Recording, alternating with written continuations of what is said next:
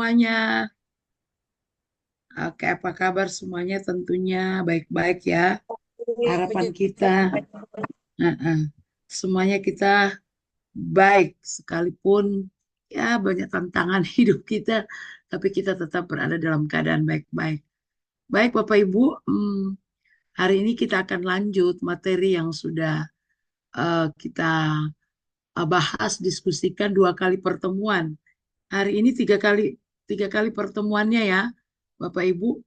Oke, Pak Ketua, eh, Pak Frans, eh, Pak Frans sudah pegang materinya, bisa di share materinya. Materinya sudah sampai kepada layanan bimbingan konseling. Kemarin kalau tidak salah sudah sampai kepada layanan yang ketujuh atau keenam. Pak Frans,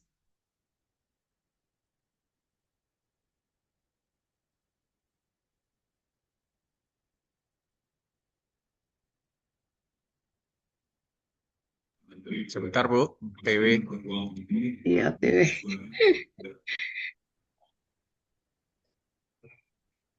Ini yang dibagikan sama Pak Edward, bimbingan konseling yang 2 ya, benar ya? Ya pokoknya sekarang sudah kepada layanan bimbingan.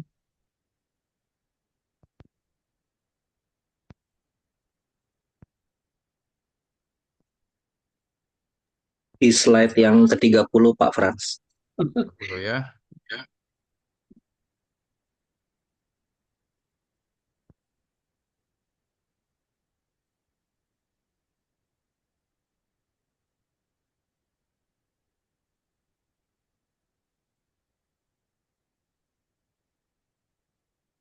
Sudah kelihatan Bu? Sudah, oke. Silakan. Layanan bimbingan kelompok, oke, ini sudah. Berikutnya,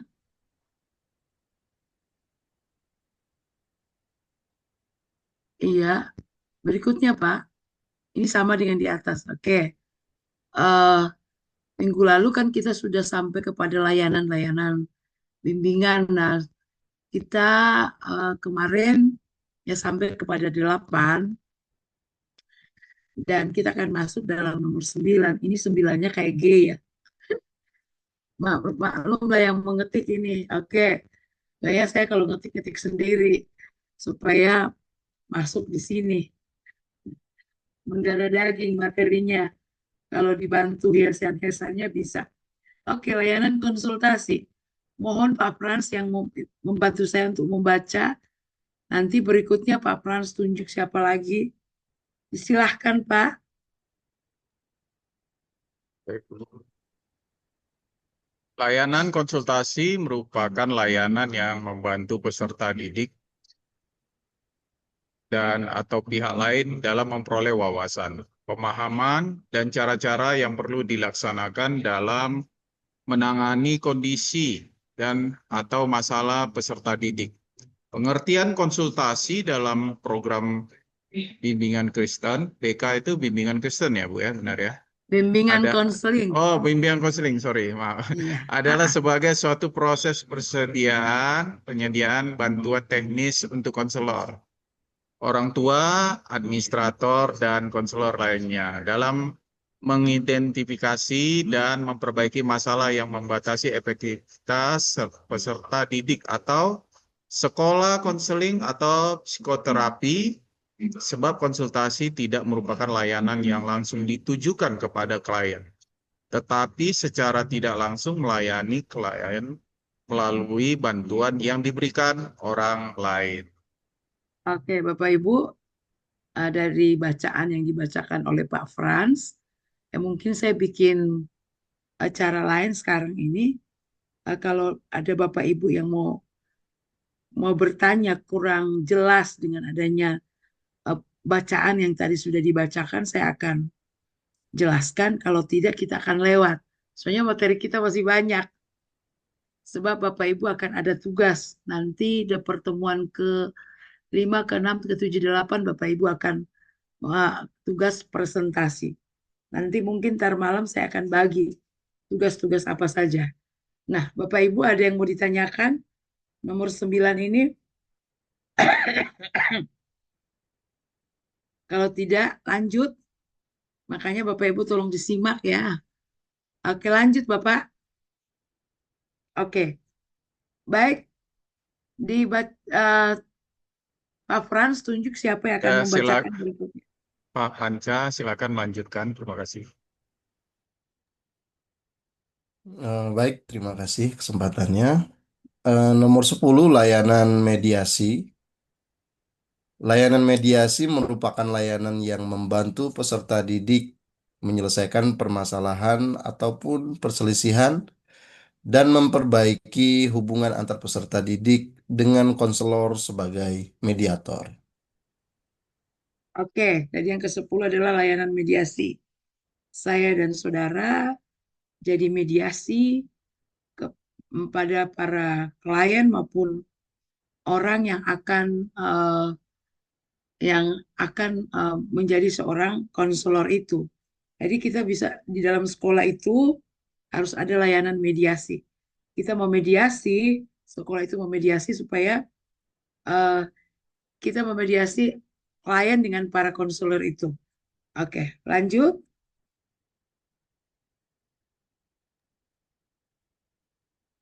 Oke, Bimbingan bimbingan lanjut. dan Ya, bimbingan dan konseling menurut para ahli.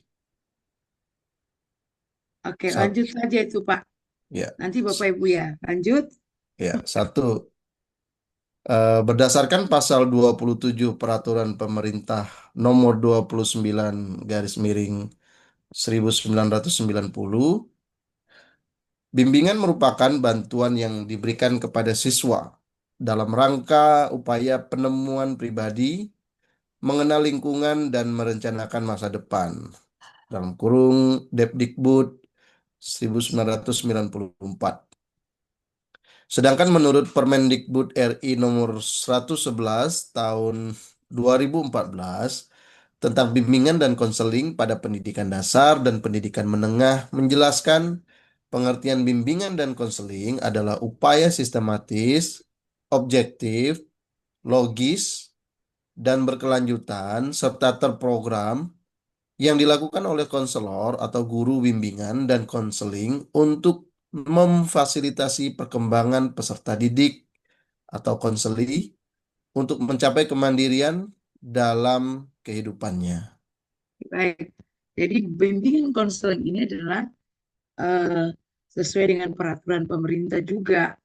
Jadi tidak serta-merta diadakan bimbingan konseling, bukan kemauan daripada sekolah itu, tetapi adalah memang ini diatur oleh undang-undang. Oke, berikutnya langsung.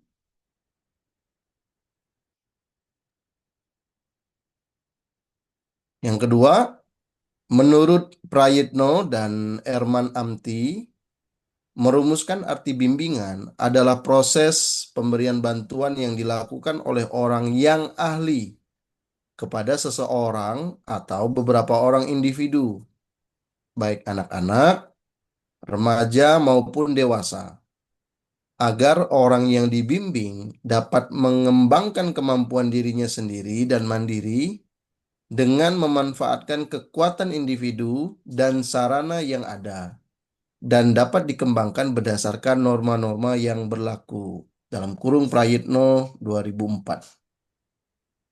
Oke, baik ya. Pasti kita akan tetap ketemu bahwa eh, bimbingan itu selalu kita ketemu tentang proses pemberian bantuan seorang ahli kepada seorang klien atau seseorang, baik anak-anak, remaja maupun dewasa. Lanjut. Saya lagi atau orang lain? Bapak tunjuk teman Bapak siapa, Oh, biar baik, Ibu. semuanya terlibat. Boleh minta Bapak Edwin membacakan. Terima kasih. Baik, terima kasih. Yang ketiga, Kartini Kartono lebih lanjut mengungkapkan bimbingan adalah pertolongan yang diberikan oleh seseorang yang telah dipersiapkan dengan pengetahuan, pemahaman, keterampilan-keterampilan tertentu yang diperlukan dalam menolong kepada orang lain yang memerlukan pertolongan. Kartini 1985.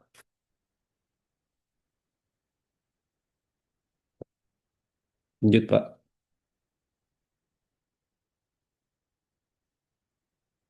Menurut Rahman Natawijaya, mengartikan bimbingan adalah sebagai suatu proses pemberian bantuan kepada individu yang dilakukan secara berkesinambungan supaya individu tersebut dapat memahami dirinya sendiri sehingga dia sanggup mengarahkan dirinya dan dapat bertindak secara wajar sesuai dengan tuntutan dan keadaan lingkungan sekolah, keluarga, masyarakat, dan kehidupan pada umumnya.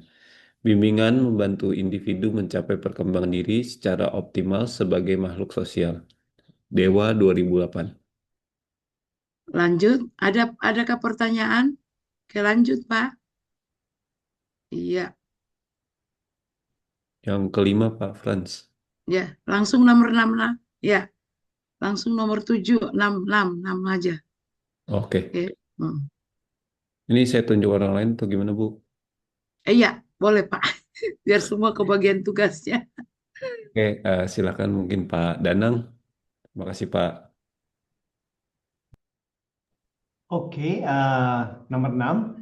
Menurut Prayitno dan Erman Amti tahun 1994, halaman 99, bimbingan adalah proses pemberian bantuan yang dilakukan oleh orang yang ahli kepada seseorang atau beberapa orang individu, baik anak-anak, remaja, maupun dewasa, agar orang-orang yang dibimbing dapat mengembangkan kemampuan dirinya sendiri dan mandiri dengan memanfaatkan kekuatan individu dan sarana yang ada dan dapat dikembangkan berdasarkan norma-norma yang berlaku.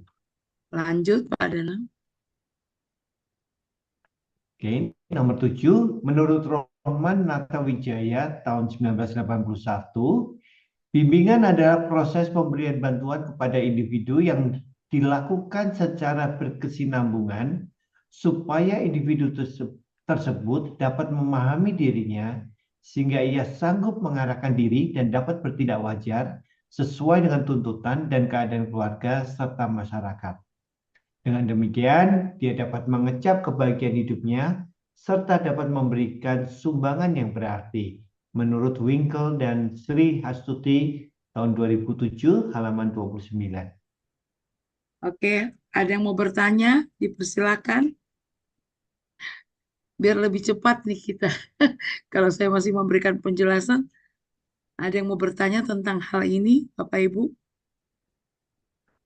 Oke, Mungkin kalau tidak ada, saya komentar dikit aja ya Bu ya. ya baik. Silakan, Pak. Berarti di sini proses bimbingan itu yang harus dipastikan ada berkesinambungan. Jadi tidak mungkin hanya satu kali pertemuan, tetapi akan ada beberapa kali pertemuan. Karena pastinya karena perubahan seorang individu akan membutuhkan waktu dan nggak mungkin hanya terjadi dalam waktu yang sangat singkat. Itu aja ya Bu. Oke. Pengertian saya, koreksi saya kalau saya salah. Terima Iya, kasih. terima kasih. Betul tuh Pak. Ya berkesinambungan ya. Jadi BK itu bimbingan konseling bukan hanya pertama kali ketemu udah selesai, tapi berkesinambungan sampai tuntas, sampai kita bisa mendampingi dia, sampai dia dapat menyelesaikan masalah yang sedang dihadapi. Tujuan kita dengan adanya dia menyelesaikan masalah yang dihadapi, dia bisa mengecap kebahagiaan. Ya kan, kalau orang itu mampu menyelesaikan masalahnya, pasti orang itu adalah orangnya hidupnya happy terus. Ya, pasti Bapak Ibu juga akan mengakui bahwa orang kalau yang dapat mampu menyelesaikan menyelesaikan dirinya atau mampu menyelesaikan masalah itu, pasti hidupnya itu happy. Oke, ada yang mau bertanya? Kalau tidak lanjut. Terima kasih Pak Danang. Oke, untuk berikutnya saya minta tolong Pak Joni Silitonga. Terima kasih.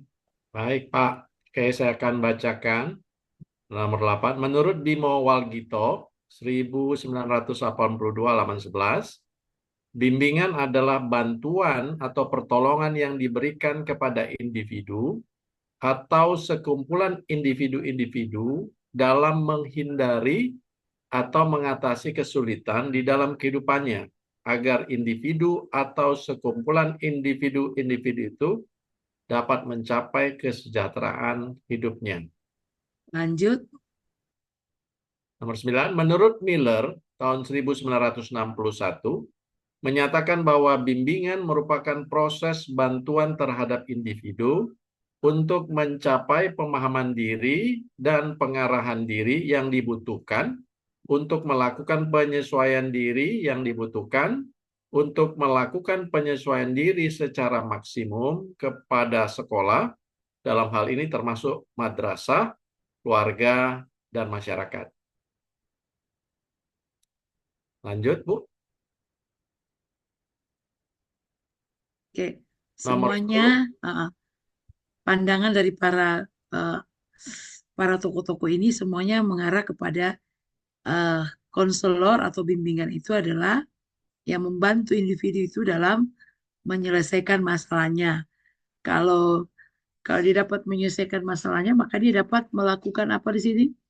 Penyesuaian diri. Dia mampu menyesuaikan diri maksimal, baik di sekolah maupun dimanapun dia berada. Oke, lanjut. Saya serahkan ke yang lain, Bu. Ya, silakan Bapak. Saya minta Pak Krisman. Silakan Pak Krisman. Terima kasih. Ya, terima kasih Pak Joni. Saya baca nomor 10 ya. Menurut Arthur J. Jones 1970, mengartikan bimbingan sebagai the help given by one person to another in making choices and adjustment in solving problems.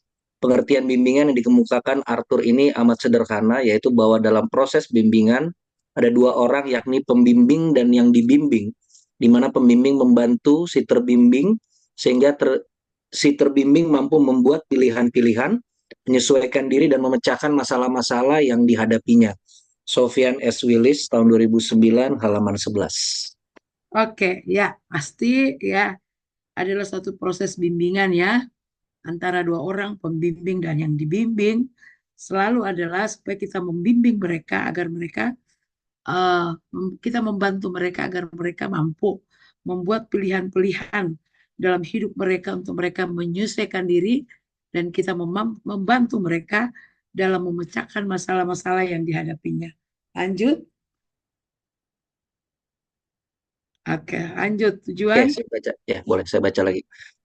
Tujuan bimbingan dan konseling yang terkait dengan aspek pribadi, social counseling adalah memiliki komitmen yang kuat dalam mengamalkan nilai-nilai keimanan dan ketakwaan kepada Tuhan Yang Maha Esa, baik dalam kehidupan pribadi, keluarga, pergaulan dengan teman sebaya, sekolah atau madrasah, tempat kerja, maupun masyarakat pada umumnya.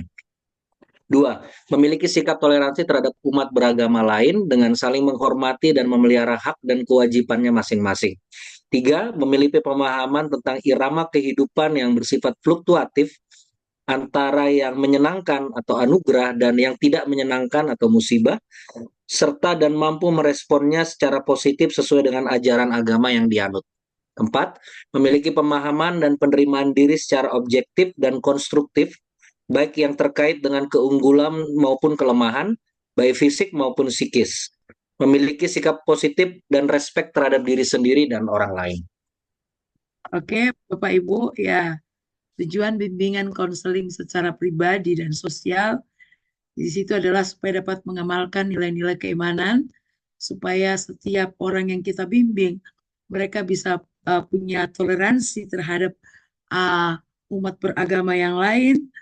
Ya, Bapak Ibu, kemarin di STT IKAT ada seminar dari Buddha ya. Saya ambil statementnya dia mengatakan bahwa agama itu bukan dibanding-bandingkan, tetapi agama itu disandingkan. Jadi dari setiap seminar itu saya ambil itu saja. Memang agama itu nggak perlu dibandingkan, tetapi disandingkan atau berdampingan satu dengan yang lain. Nah, kita ajarkan setiap klien kita tentang sikap toleransi itu. Dan di sini kita mengajarkan bimbingan konseling pribadi juga adalah supaya dia dapat memahami tentang irama kehidupan ini atau dinamika kehidupan ini antara menyenangkan, anugerah dan antara tidak menyenangkan. Jadi kita ajarkan tujuan bimbingan konseling ini mengajar mereka bahwa ya mereka harus bisa menerima segala kehidupan yang terjadi dalam hidup mereka, bahwa hidup ini ada yang menyenangkan, ada juga yang tidak menyenangkan.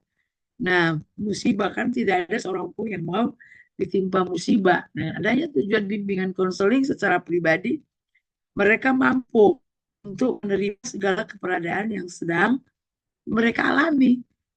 Ada juga yang terlalu senang, ada yang terlalu senang. Saya pernah dengar cerita, dengar apa dia dapat hadiah dengan duit yang banyak, tiba-tiba dia pingsan, ya karena dia tidak bisa mampu menerima yang menyenangkan itu. Oke, dan kita ajarkan mereka juga, pokoknya mereka mampu menerima segala keberadaan menyenangkan atau tidak menyenangkan. Ini karena di sekolah sesuai dengan agama mereka atau keyakinan mereka masing-masing. Oke, terus kita mengajarkan mereka juga bahwa mereka harus bisa memahami dan menerima secara objektif dan konstruktif baik yang terkait dengan keunggulan maupun kelemahan baik fisik maupun psikis. Jadi mereka harus mampu menerima ya segala kelemahan keunggulan mereka. Yang berikutnya adalah kita ajarkan mereka kepada konseling kita atau klien kita bahwa mereka harus punya sikap positif terhadap diri mereka sendiri dan orang lain. Ada juga yang dalam dirinya sendiri dia tidak punya pikiran yang positif. Dia selalu merasa dirinya kurang baik, kurang pintar, kurang ini, kurang ini. Nah, kalau dia tidak mampu memiliki sikap yang positif atau respect terhadap dirinya sendiri, menerima keberadaannya dia sendiri, dia tidak akan mampu juga menerima orang lain. Lanjut. Oke, saya serahkan ya. Boleh Ibu Mary Tampu Bola? Baik, Pak. Sampai poin mana, Pak Krisman? Ini yang di slide, ini udah slide baru. Oh, oke. Masih lanjut tujuan bimbingan dengan aspek pribadi sosial, konseli ya. Poin nextnya memiliki kemampuan untuk melakukan pilihan secara sehat. Next, tujuannya bersikap respect terhadap orang lain, menghormati atau menghargai orang lain, tidak melecehkan martabat atau harga dirinya, memiliki rasa tanggung jawab yang diwujudkan dalam bentuk komitmen terhadap tugas atau kewajibannya. Next, memiliki kemampuan berinteraksi sosial atau human relationship yang diwujudkan dalam bentuk hubungan persahabatan, persaudaraan, atau silaturahim dengan sesama manusia. Berikutnya, memiliki kemampuan dalam menyelesaikan konflik atau masalah, baik bersifat internal atau dalam diri sendiri maupun dengan orang lain. Nextnya, memiliki kemampuan untuk mengambil keputusan secara efektif. Oke, terima kasih ya. Jadi tujuan yang berikutnya adalah supaya dia memiliki kemampuan untuk pilihan yang secara sehat. Ada juga yang orang memilih hal-hal yang tidak sehat, ya supaya dia respect terhadap orang lain, menghargai orang lain, ya dia punya kemampuan untuk berinteraksi sosial, ya dan diwujudkan dalam hubungannya dia dengan sesama, dan harus punya tujuan kita memberikan bimbingan konseling ini adalah harus memiliki kemampuan menyelesaikan konflik bersifat internal maupun dengan orang lain. Oke, memiliki kemampuan untuk mengambil keputusan secara efektif. Dipersilakan lanjut. Masih saya ya, Bu. Nextnya memiliki kesadaran tentang potensi diri dalam aspek belajar dan memahami berbagai hambatan yang mungkin muncul dalam proses belajar yang dialaminya. Berikutnya, memiliki sikap dan kebiasaan belajar yang positif, seperti kebiasaan membaca buku, disiplin dalam belajar, mempunyai perhatian terhadap semua pelajaran, dan aktif mengikuti semua kegiatan belajar yang diprogramkan. Next, memiliki motif yang tinggi untuk belajar sepanjang hayat.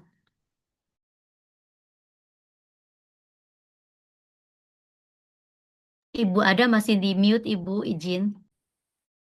Oke, kita belajar secara kebiasaan yang positif. Kadang-kadang anak kita ini tahu belajar belajar itu tahu, tetapi kebiasaan-kebiasaan yang positif ya kita tetap arahkan mereka. Dan berikutnya adalah kita memberikan bimbingan kepada mereka agar supaya mereka punya motif yang tinggi. Mereka menyadari belajar itu adalah belajar sepanjang hayat, atau belajar itu ya tidak pernah mengenal umur. Belajar itu sepanjang umur hidup manusia. Makanya Bapak Ibu habis dari S2 ini, Bapak Ibu harus lanjut S3. Oke, lanjut. Oke. Ada yang mau bertanya mungkin?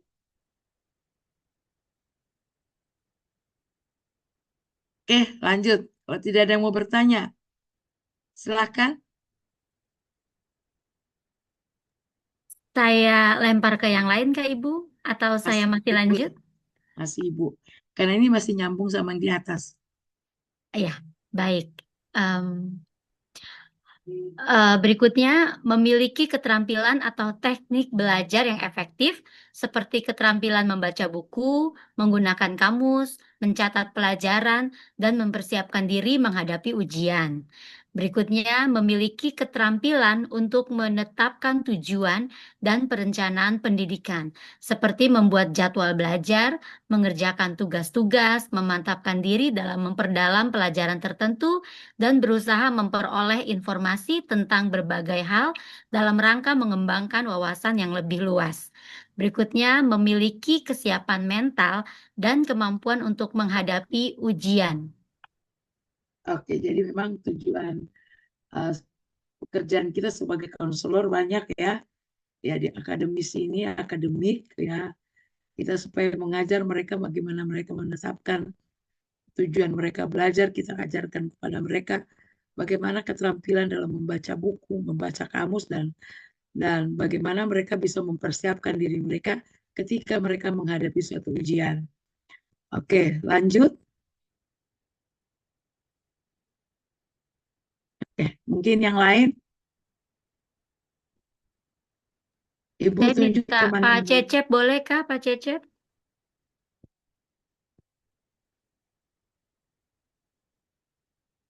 Boleh. Yang ini ya, memiliki pemahaman. Iya Pak, Lanjutan, tujuan bimbingan. memiliki pemahaman diri, kemampuan, minat, dan kepribadian yang terkait dengan pekerjaan. Memiliki pengetahuan mengenai dunia kerja dan informasi karir yang menunjang kematangan kompetensi karir. Memiliki sikap positif terhadap dunia kerja, dalam arti mau bekerja dalam bidang pekerjaan apapun tanpa merasa rendah diri, asal bermakna bagi dirinya dan sesuai dengan norma agama. Memahami relevansi kompetensi belajar di dalam kemampuan menguasai pelajaran dengan persyaratan keahlian atau keterampilan bidang pekerjaan yang menjadi cita-cita karirnya. Oke, baik. Jadi Bapak Ibu, tujuan bimbingan konseling yang terkait dengan aspek karir, makanya kita sebagai guru atau sebagai gembala harus tahu juga tentang dunia pekerjaannya, lapangan-lapangan pekerjaan. Dan supaya ketika mereka bertanya kepada kita, kita bisa menjawab. Dan jangan lupa kita sebagai seorang konselor harus memberikan bimbingan kepada mereka untuk bagaimana cara mereka memandang dunia pekerjaan itu. Kadang-kadang ada banyak anak-anak kita yang masih memandang rendah suatu pekerjaan itu. Sehingga semuanya orang bekerja memakai dasi. Tidak ada yang tidak mau bekerja yang tanpa dasi. Ya, padahal kerjaan itu adalah semuanya itu adalah ibadah. Ya, kalau menurut saya pekerjaan itu apapun juga pekerjaan itu adalah ibadah, dan tanpa merasa bahwa kalau dia bekerja sebagai sopir online, dia bekerja sebagai kebersihan, office boy, dia merasa rendah. Nah, tapi dia merasa bahwa hidupnya itu bermakna. Orang kalau nggak bekerja kan dikatakan siapa yang tidak bekerja nggak usah makan. Ya, dan harus sesuai dengan norma agama. Jadi ketika kita membimbing mereka, ajarkan juga bahwa semua pekerjaan itu adalah baik. Tidak ada yang pekerjaan yang lebih rendah, tidak ada pekerjaan yang lebih tinggi, yang lebih terhormat, dan tidak ada pekerjaan juga yang tidak terhormat. Jadi supaya mereka dalam bekerja, mereka menghargai setiap pekerjaan yang sudah mereka terima. Dan ajarkan kepada murid kita, jemaat kita, bahwa supaya dia juga bisa memandang orang lain. Jadi kalau dia bekerja di mana? Oh, bekerjanya gitu doang. Oh, bekerjanya tukang cuci piring. Gak tahu tukang cuci piring di luar negeri itu kan gajinya tinggi. Oh, dia itu AR apa? Asisten rumah tangga. Ya, di Indonesia ini memandang orang itu selalu memandang dia bekerja di mana. Apalagi di daerah-daerah itu. Ya kalau melamar anaknya itu harus pakai baju kuning atau coklat. Ya, kalau nggak diterima. Ya, kalau nggak pegawai negeri, ya itu bukan suatu pekerjaan yang mulia. Pekerjaan mulia adalah pegawai negeri, ya, karena orang kampung merasakan bahwa orang menghargai itu kalau pegawai negeri. Karena ini tidak tahu pandangan tentang dunia pekerjaan. Langsung ya, Bapak Ibu, ya,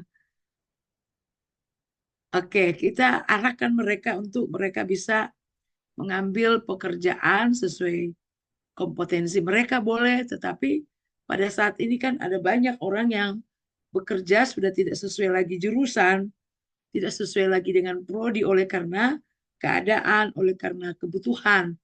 Nah, kalau saya sih nggak masalah, kalau menurut saya. Yang penting dia berkarya. Ya, kalau bukan prodinya dia, bukan jurusannya dia mau belajar hal-hal yang baru, sah-sah saja. Oke, lanjut.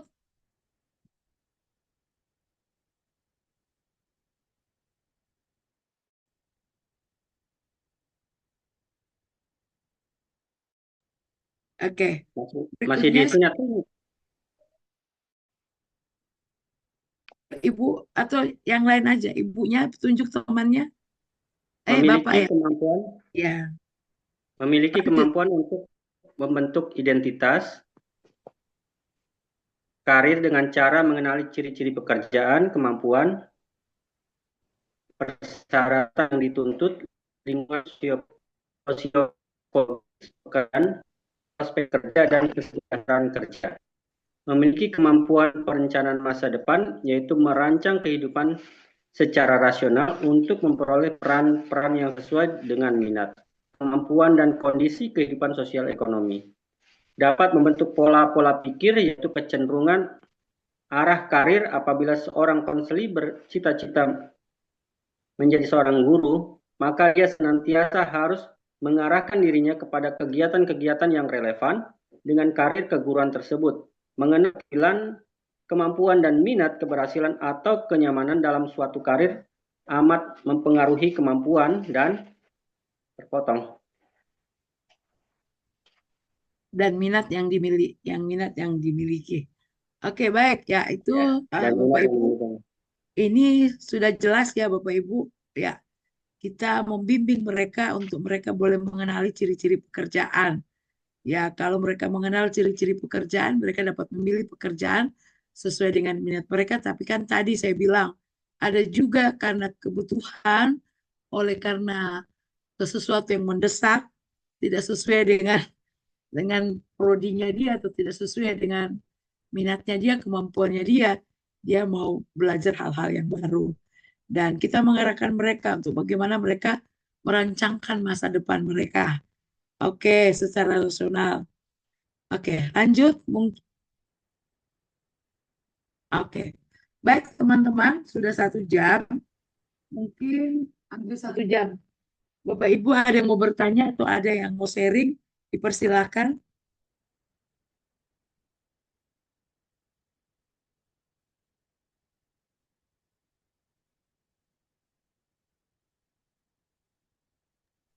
Ibu, permisi Bu, selamat malam sebelumnya. Iya, selamat malam. Ya, ini dengan Vernice Tukang STT Ikat di Tobelo. Oke. Ibu, Ibu Vernice mau bertanya dulu Ibu mengenai dengan mediasi yang tadi slide pertama tuh Ibu. Iya, pertanyaannya ada 2 pertanyaan boleh ya Ibu ya? Ada 2 Boleh. pertanyaan. Ya. Pertanyaan pertama, bagaimana peran konselor sebagai penengah dalam layanan mediasi? Yang kedua, apa saja tanggung jawab konselor dalam proses mediasi? Oke. Yang kedua Ibu, apa saja tanggung jawab konselor dalam proses mediasi? Itu Ibu, ada 2 pertanyaan yang saya tanyakan malam ini. Dipersilakan Bu. Oke, baik, terima kasih. Vernice Tukang dari Tobelo. Oke, kalau sebagai konselor kita ini adalah memediasi. Jadi sebenarnya peran kita tidak banyak. Kita mengambil peran di sini. Jadi ketika kita mengambil peran untuk memediasi, yang tugas kita hanya namanya juga mediasi. Jadi perantara antara klien kita dengan orang yang akan jadi konselor. Ya, karena kenapa kita jadi memediasi ini? Uh, karena saya dan saudara ada masalah yang seperti ada yang bertanya waktu kapan itu ya. Gimana dengan orang yang kita mengkonseling orang yang stres? Jadi saya jawab, kalau kita mengkonseling orang stres, udah bukan bagian kita lagi. Kita itu memberikan konseling itu kepada orang-orang yang normal saja. Nah, jadi ketika ada orang yang konseling kepada kita, orang stres, orang ada kasus-kasus tertentu, kita alih kasus kepada umpamanya orang stres, kita ke memediasi klien kita kepada dokter atau kepada kepada psikologi. Sebab kalau para psikologi itu apa sih, dia kayak orang-orang pintar ya kalau para psikologi. Ya, jadi seperti itu. Jadi peran kita, Pince, hanya memediasi saja, bagaimana menghubungkan yang orang stres ini, kita hubungkan dengan dokter jiwa, dokter jiwa atau psikologi, supaya mereka bisa bertemu dan psikologi atau dokter jiwa ini bisa membantu seorang konseli itu. Nah, itu namanya mediasi. Jadi peran kita itu ya hanya memberikan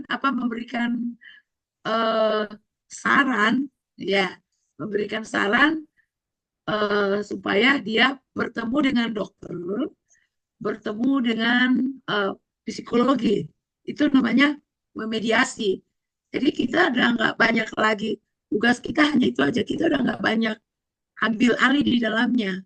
Hanya kita mempertemukan dokter dengan para klien yang bermasalah ini. Karena apa? Kita udah nggak bisa menangani masalah orang stres. Umpamanya ada orang juga bermasalah dalam hal pencurian.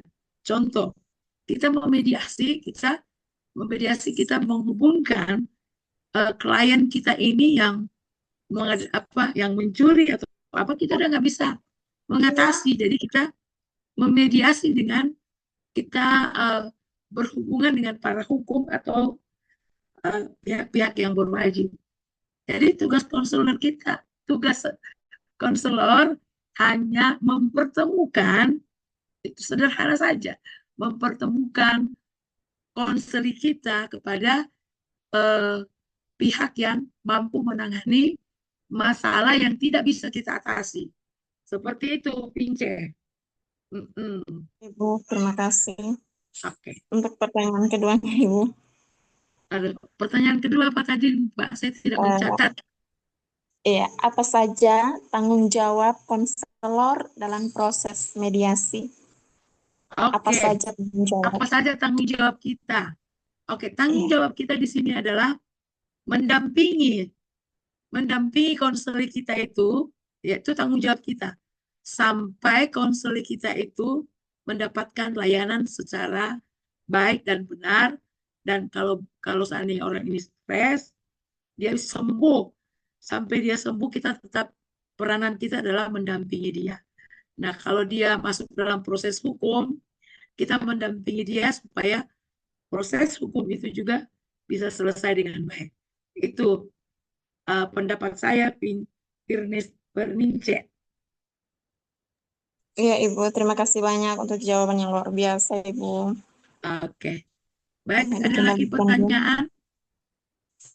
Ini yang dari Tobelo bertanya, dari Maluku. Kalau orang Jakarta udah banyak paham. Oke, baik. Orang Jakarta dan sekitarnya sudah mengerti itu.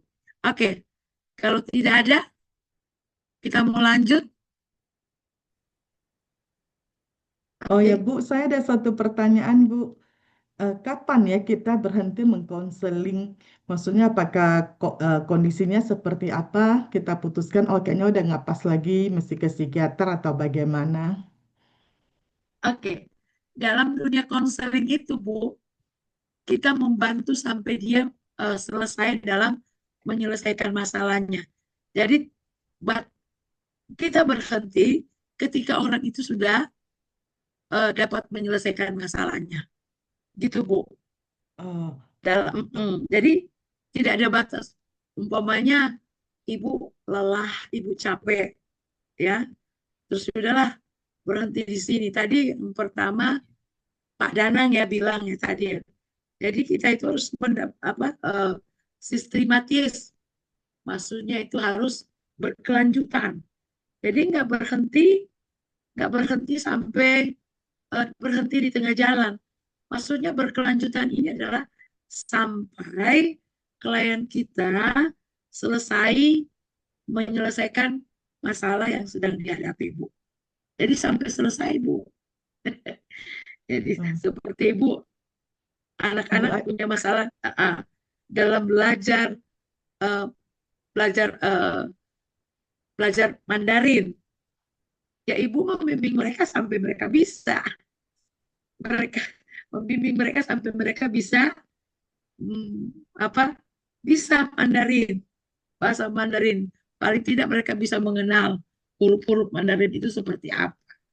Jadi sampai dalam dunia konseling itu kita membantu mereka sampai tuntas, Bu. Tidak boleh berhenti di tengah jalan. Gitu, Bu. Iya. Kan Ibu kan tadi tanya sampai kapan? Sampai selesai, sampai tuntas. Oke. Oke, sorry saya tambah dikit Bu. Kebetulan ada pengalaman seperti ini. Ada satu teman, jadi dia minta konseling, terus masalahnya itu terus dia ngulang terus gitu Bu. Kan kita juga pendengar setia nggak memberikan solusi ya. Tapi kita sudah merasa sepertinya ada di luar kapasitas kita gitu. Jadi apakah boleh nggak kita usulkan ke orang lain atau masih layani terus gitu? Nah, kalau seandainya kita, yang tadi yang suka saya bilang, alih kasus. Kalau Ibu sudah merasa tidak mampu lagi, Ibu alihkan aja kepada pendeta Ibu. Itu ada pendeta Pak John Sinaga tuh. Oke. Kita serahkan kasusnya ya. Iya. Jadi Makasih, Ibu Bu. jangan sampai juga. Saya ahli bikin kasus, Bu. Biasanya ahli bikin kasus, ahli juga menyelesaikan kasus. Makasih, Saya Bu. seperti itu. Jadi kalau Ibu udah nggak mampu, dialih kasus. Umpamanya, Bu, saya punya, saya untuk kapasitas ini saya sudah tidak bisa. Saya bisa alih kasus, jangan bilang alih kasus kepada dia. Bisa saya rekomendasikan Ibu untuk bertemu dengan pendeta ini pendeta yang mana menurut Ibu yang bisa Ibu bisa bercerita dan eh, bisa diajak tentang masalah ini. Bisa aja dia tidak harus ke pendetanya. Mungkin ada pendeta gereja lain yang dia kenal, ada teman pendetanya juga, boleh juga. Nggak apa-apa, Bu. Oke. Ya, oke, Ibu makasih bisa Bu kasih Ade. saran, umpamanya bisa ke pendeta ini, tapi saya kasih saran, umpamanya 4. Pendeta ini, pendeta ini, pendeta ini. Terserah kamu mau pilih mana. Tapi Ibu jangan tunjuk juga langsung pendeta umpamanya pendeta Danang dari Solo. Jangan. Langsung disuruh memilih antara pendeta Danang, antara pendeta Kelvin, antara pendeta John Sinaga. Pokoknya kasih berapa pilihan. Berapa pilihan ini kamu. Oke. Sebab kalau ibu langsung tunjuk satu orang, waduh ini Ibu Ani ini ngasih pendetanya ini nggak beres menurut dia. Tapi kalau dia suruh pilih di antara 4 ini, berarti dia yang pilih bukan kita. Kita hanya memberikan saran 4 pendeta ini. Yang saran saya, nanti kamu lihat dari 4 pendeta ini, mana yang lebih dekat kepada kamu dan mana yang lebih kamu srek untuk diajak berbicara. Itu saran saya, Bu Ani. Ya, makasih Bu Ada. Iya, sebab ada gereja-gereja kan, umpamanya di GK itu kan GK itu ada pendetanya 5. Nah, Ibu kasih saran, ambil salah satunya. Enggak harus pendeta wilayah itu, enggak. Kalau dia lebih cocok kepada pendeta wilayah apa, wilayah 7 atau wilayah 8, apa-apa, gitu ya. Kan ada gereja-gereja yang sekarang pendetanya 5. Pendetanya 5. Kalaupun dia nggak cocok di situ, bolehlah dia ke pendeta lain yang mungkin dia kenal, dia punya banyak sekarang orang-orang yang punya kenalan pendeta, sekalipun dia bukan eh, anggota gereja itu, tapi dia punya kenalan pendeta. Ya seperti saya, tempat gerejaku, tapi ada juga yang bukan jemaatku yang datang kepada saya karena dia kenal saya, kenal siapa Ibu Ada itu. Jadi dia datang ngobrol juga sama saya. Jadi tidak harus pendeta di gereja itu, Bu. Gitu ya saran saya, Bu Ani. Oke Bu, makasih Bu. Oke. Baik, ada lagi? Pak Tadi Danang? tadi Bu Boleh. Ani, Ibu ada, Bu dosen udah ngasih clue tuh. Kalau Pak John itu banyak membuat kasus dan banyak menyelesaikan kasus, jadi nggak susah-susah nyarinya Ibu Ani. Ya benar, sudah dikasih solusi ya. Saya juga bakelar kasus kok. Oh gitu ya. Mari kita kumpulkan kasus dan selesaikan bersama. Iya, boleh juga datang, umpamanya jalan-jalan ke Solo sama Pak Danang, boleh sekalian rekreasi. Gitu kan.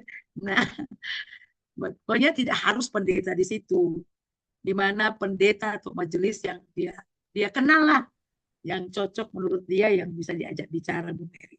Tapi Ibu jangan tunjuk, suruh pilihan 5 atau 4. Ya. Oke, ada lagi? Pak Mau Danang ada komen, mau mau komen dengan Ibu Ani tadi, Bu. ya boleh. Tadi Harus kan, banyak diskusi kelas kita ya. Lanjut. tadi kan Ibu bilang, artinya kan dia di masalah yang sama. Itu lagi, gitu kan. Dia datang sampai kadang-kadang kita sendiri pun sepertinya nggak ada clue lagi buat orang ini, gitu kan. Mungkin ada beberapa opsi memang kayak tadi yang dibilang uh, Ibu ada, bisa jadi uh, mungkin ada orang lain yang lebih kompeten, bisa juga. Tetapi ada juga beberapa kasus yang kita hadapi begitu. Kadang-kadang sejak awal memang juga kita nggak clear uh, apa ya kesepakatannya dengan dia, apa sih sebenarnya isu utamanya. Kadang-kadang bisa begitu juga sih Bu, dari awal. Jadi waktu kita mengevaluasi bersama, kan bukan kita yang memutuskan buat dia. Ya, jadi saya suka beberapa, kadang-kadang kan kita harus lihat ketika orang datang ke kita ketemu atau konseli tadi, Kadang-kadang aku suka tanya sebenarnya apa yang diharapkan, itu penting sebenarnya. Uh, Harapan dia, Bu, apa yang diharapkan. Nanti kan tadi kan ada pertanyaan juga tadi, sampai kapan sih selesai? Tidak bisa juga saya merumuskan kapan dia selesai. Termasuk tadi kan ada faktor dia potensi dirinya, ada solusi masalahnya, tapi ada juga penyesuaian situasi tadi. Kadang-kadang kan nggak ada solusi, tapi dia udah bisa beradaptasi dengan situasi itu sebenarnya satu kemajuan. Jadi mungkin bisa diulang lagi, Bu, duduk bersama. Apa sih ekspektasi dia untuk ini? Jadi kita bisa balik ke sana. Kadang-kadang apalagi kalau dia udah begitu kan dia merasa nggak ada kemajuan, dia merasa stuck di situ. Tapi mungkin aku biasa juga kadang-kadang aku review ulang lagi apa sih sebenarnya yang kalau memang dari awal kita udah miss pengharapan dia itu, tidak ada keberatan diulang, Bu. Karena gini, yang sulit nanti adalah untuk mediasi, dia kan bertemu dengan orang baru, dia butuh rasa nyaman dulu, kemudian rasa aman. Karena ini kan satu hal yang uh, sangat personal. Seperti pertanyaannya Ibu Vernis tadi ya juga, apa salah satu tanggung jawab? Bu Ada udah jelaskan tadi juga paling basic. Tapi ada satu tanggung jawab juga, kita menjaga kerahasiaan, menjaga rasa percaya, itu kan penting juga.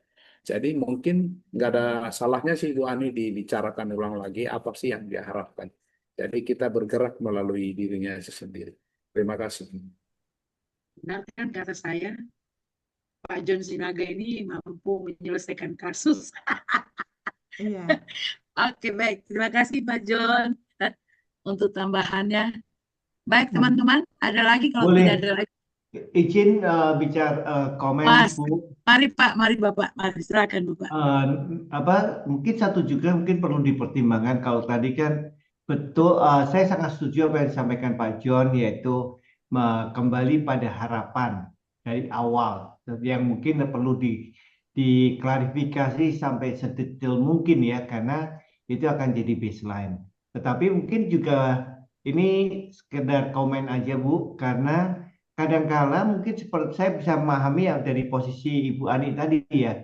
Kadangkala begitu udah ketemu berkali-kali, mungkin kita sendiri secara emotion sudah mulai terpengaruh nih, ya kan? Jadi kita nggak lagi terbebas atau independen, dan itu yang juga satu etika yang harus kita jaga. Dan mungkin pada saat itu sudah mulai terjadi, mungkin akan lebih bagus untuk seperti tadi ya, salah satunya untuk mengeksplor, untuk di handover atau di refer ke orang lain. Yang pasti mungkin kita nggak akan menceritakan case-nya itu, tetapi karena itu kan bagian daripada confidentiality. Tetapi kalau menurut saya pribadi, salah satu batasan adalah kalau kitanya sendiri udah udah personally involved dan kemudian kita juga sudah gemes atau mungkin apa, nah mungkin itu yang kita juga harus hati-hati. Itu aja, Bu, koreksi saya kalau jika ada yang salah. Terima kasih. Terima kasih tambahan ya. Iya, daripada kita sendiri stres, ya dialih kasuskan tadi. Terima kasih untuk tambahan Pak Danang dan Pak John. Oke, ada lagi Saya, yang Bu, ada. ya, silakan Bu Eli. Luar Ya, biasa Bu Eli. Langsung ya. kedua. Ketemu lagi kita ya, Bu, ada. Iya. Oke, Ya, lanjut oke. Bu. Ya, mungkin meresponi Bu Ani ya, karena kasus seperti itu kan sering juga kita hadapin ya, Bu Ani ya. Tapi saya percaya setiap pertemuan kalau kita tanyakan apa yang sudah eh, bertambah gitu, pasti ada upgrade-nya sebenarnya Bu Ani ya. Karena kan kita mediasi, maksudnya kita selalu memfasilitasi dia dengan hal-hal yang itu mungkin diceritakan, bertemu, biasanya kita fasilitasi dengan pertanyaan juga, apa yang sudah baik sebelum kita, sampai per hari ini gitu. Dan biasanya akan ada yang dia bisa ceritakan minimal 1% yang bertambah yang mungkin dari apa yang waktu kita kemarin ketemu terakhir gitu. Dan itu ketemu lagi, pasti kita tanya lagi, dan kita puji apa yang mungkin sudah dilakukannya, mungkin sedikit aja dari apa mungkin yang sudah dilakukan, itu menambah percaya dirinya bahwa yang sedikit itu pun ternyata berarti dari apa yang sudah kita dengarkan, kemudian apa yang mau dia buat, kan keputusannya dari dia juga ya Bu ya Bu Ada ya, keputusan solusinya dari dia, kita hanya mengarahkan, wah kemarin yang Ibu buat itu sudah gimana? Terus dia bilang, iya begini-begini. Wah, itu bagus banget. Kemudian kita lanjutkan lagi. Selanjutnya apa kira-kira Bu nanti yang akan Ibu buat lagi? Biasanya akan selalu ada yang bertambah, yang berita baik minimal sedikit dari apa yang pertemuan kita pertama, kedua, ketiga, keempat, kelima. Dan itu pasti sangat membantu dia. Biasanya sih kasus kita begitu ya Bu Ani ya. Ada aja arahan yang kita mungkin tanya, apa lagi, apa lagi, dan biasa berkeluaran. Itu kan konselor itu kan pintar-pintarnya katanya menggali dalam bentuk pertanyaan dan dia menjawab Iya, dan dia juga yang melakukan. Begitu ya Bu Ada iya. ya. Terima kasih Bu Oke, Ada. makasih. Iya, yang saya sering lakukan juga, apa yang mau kamu lakukan sekarang? Jadi kalau dia datang lagi, yang sudah kamu lakukan apa? Oh gini-gini, oh good. Iya kan? Good. Jadi harus kasih pujian juga, benar ya. Terima kasih. Kadang-kadang kenapa saya bilang, ayo ada sharing. Karena ada aja yang bisa saya lupakan. Dalam penjelasan itu saya bisa terlewatkan. Tetapi hal-hal seperti itu sering saya lakukan juga. Jadi habis itu saya katakan, apa yang mau kamu lakukan? Oh nanti saya lakukan gini, gini, gini. Besok kamu datang ke saya, laporkan apa saja yang sudah kamu lakukan. Hasilnya apa saja. Seperti itu. Terima kasih, Bu Eli. Lanjut. Kalau tidak lagi, kita lanjut kepada materi. Masih 1 jam loh kita. Oke, lanjut. Pak Hans, silakan lanjut kepada materinya. Yang lain masih di pendengar yang setia dulu. Apa-apa. Nanti kita akan masuk dalam fungsi bimbingan konseling. Bapak Ibu kalau ada yang mau ditanyakan, ada sanggahan, langsung nggak apa-apa. Di kelas jangan takut-takut. Ya kalau mau bilang kayaknya kurang setuju dengan pendapat Ibu Ada, ya sah-sah saja. Namanya juga di kelas. Kalau oke, kalau nggak setuju Yesus bukan Tuhan, itu yang enggak. Tapi kalau nggak setuju pendapat saya, sah-sah saja. Namanya kelas. Oke, lanjut. Fungsi bimbingan konseling. Di bawahnya apa? Oke, silakan baca Ibu Eli. Ibu Eli yang baca. Habis itu Bu Eli tunjuk temannya. Ya Bu, terima kasih Bu. Fungsi pemahaman, yaitu fungsi bimbingan dan konseling membantu konseli agar memiliki pemahaman terhadap dirinya atau potensinya dan lingkungannya, pendidikan, pekerjaan, dan norma agama. Berdasarkan pemahaman ini, konseli diharapkan mampu mengembangkan potensi dirinya secara optimal dan menyesuaikan dirinya dengan lingkungan secara dinamis dan konstruktif. Iya, jadi fungsi bimbingan konseling adalah kita memberikan pemahaman-pemahaman kepada konseli kita supaya mereka mampu memahami siapa diri mereka, lingkungan mereka, gitu ya, dan bagaimana dia dapat menyesuaikan dirinya dengan lingkungan secara dinamis dan konstruktif. Berikutnya, fungsi berikutnya, lanjut. Fungsi preventif, yaitu fungsi yang berkaitan dengan upaya konselor untuk senantiasa mengantisipasi berbagai masalah yang mungkin terjadi dan berupaya untuk mencegahnya supaya tidak dialami oleh konseli. Melalui fungsi ini, konselor memberikan bimbingan kepada konseli tentang cara menghindarkan diri dari perbuatan atau kegiatan yang membahayakan dirinya. Nah, jadi fungsi yang berikutnya adalah preventif. Makanya sebenarnya dalam bimbingan konseling itu Bapak Ibu, jangan hanya memberikan konseling itu kepada orang-orang yang sudah punya masalah. Orang yang belum bermasalah, namanya juga preventif.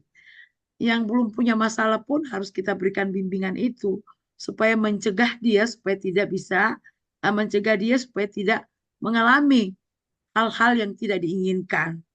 Oke, baik. Ibu Hotna, silakan Bu Hotna.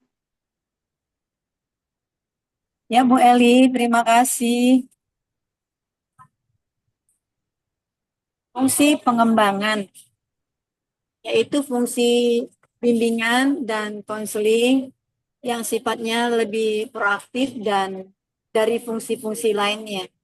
Konselor senantiasa berupaya untuk menciptakan lingkungan belajar yang kondusif, yang memfasilitasi perkembangan konseli, konselor, dan personel sekolah, madrasah lainnya secara sinergi sebagai teamwork, berkolaborasi atau bekerja sama merencanakan dan melaksanakan program bimbingan secara sistematis dan berkesinambungan dalam upaya membantu konseli mencapai tugas-tugas perkembangannya. Teknik bimbingan yang dapat digunakan di sini adalah pelayanan informasi, tutorial, diskusi kelompok, atau curah pendapat, brainstorming, homeroom, dan karya wisata. Oke, jadi fungsi bimbingan konseling berikutnya adalah fungsi pengembangan. Jadi ya kita membantu anak-anak kita, memfasilitasi supaya ada pengembangan-pengembangan yang terjadi di dalam diri anak itu. Kita bekerja sama dengan para sekolah. Di situ ada madrasah supaya bisa bekerja sama dengan baik, berkolaborasi dan bekerja sama dalam melaksanakan program secara sistematis. Nah, ya hal-hal yang bisa kita lakukan dalam fungsi pengembangan ini bisa tutorial, bisa diskusi kelompok, ya curah pendapat, homeroom, dan karya wisata. Jadi sebenarnya karya wisata yang dilarang oleh sekarang oleh orang-orang tertentu, oleh karena suatu peristiwa, suatu kejadian, ya karena banyak kecelakaan, ya kecelakaan itu kan karena faktor daripada lain hal. Tapi kalau untuk berkarya wisata itu kadang-kadang banyak orang tua yang pikirannya juga supaya gurunya itu bisa dapat keuntungan, keluarganya bisa ikut. Terlalu jauh pemikiran seperti itu. Sebenarnya karya wisata itu fungsinya adalah di dalamnya udah masuk tentang bimbingan konselnya, itu fungsi pengembangan supaya dengan dia berkarya wisata, melihat tempat-tempat yang baru, dia akan berkembang secara pandangan, secara pikirannya. Kan lanjut.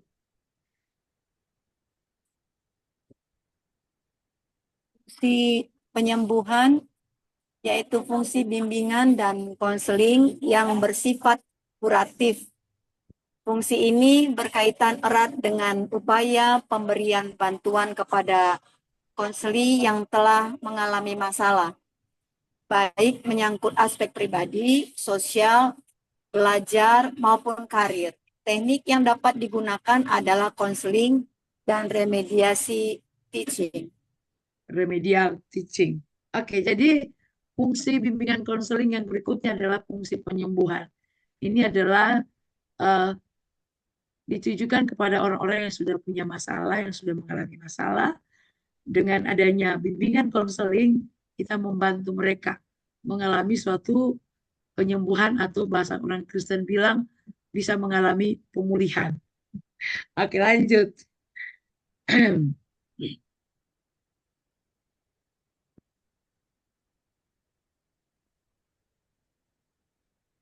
Mungkin bisa dilanjut Bu Dwi. Silakan Bu Dwi. Baik Bu, fungsi penyaluran yaitu fungsi bimbingan dan konseling dalam membantu konsili memilih kegiatan ekstrakurikuler, jurusan atau program studi, dan memantapkan penguasaan karir atau jabatan yang sesuai dengan minat, bakat, keahlian, dan ciri-ciri kepribadian lainnya. Dalam melaksanakan fungsi ini, konselor perlu bekerja sama dengan pendidik lainnya di dalam maupun di luar lembaga pendidikan. Oke, nah, pasti ya fungsi penyaluran. Kita sebagai seorang konselor harus mampu, kalau ada anak-anak yang datang kepada kita, kita harus mampu juga memberikan saran kepada anak-anak kita, jemaat kita, bahwa kalau dia memilih kegiatan ekstrakurikuler, jurusan harus sesuai dengan bakat minat yang dia miliki.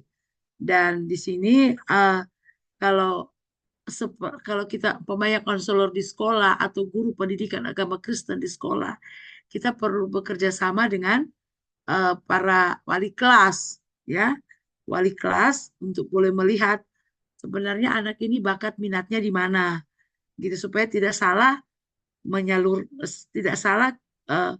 menyalurkan dia kemana dia dapat menyalurkan bakatnya, potensinya, dan dia bisa dia bisa memilih ekstrakurikulernya itu sesuai dengan yang dia minati, sesuai dengan bakatnya. Oke, lanjut.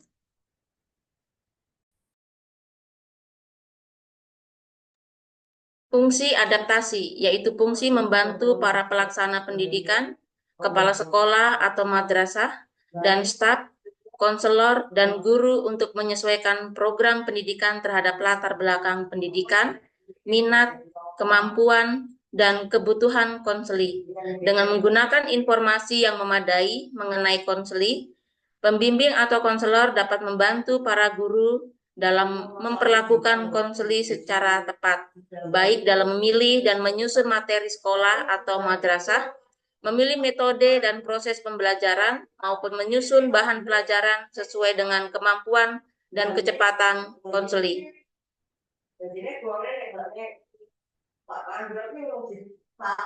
Ibu masih mute itu, Bu. Ibu ada. Oke. Fungsi adaptasi Bapak Ibu sudah dengan jelas. Para konselor itu memberikan masukan kepada sekolah, kepada lembaga, atau kepada yang berhubungan dengan dunia pendidikan itu untuk apa? Mampu menyesuaikan, mengadaptasi ini mampu menyesuaikan program sekolah, metode belajar, ataupun harus disesuaikan dengan kemampuan daripada para siswa. Jadi mereka menyusun kurikulum, menyusun apapun juga harus sesuai dengan kemampuan daripada konseli atau siswa. Oke, lanjut.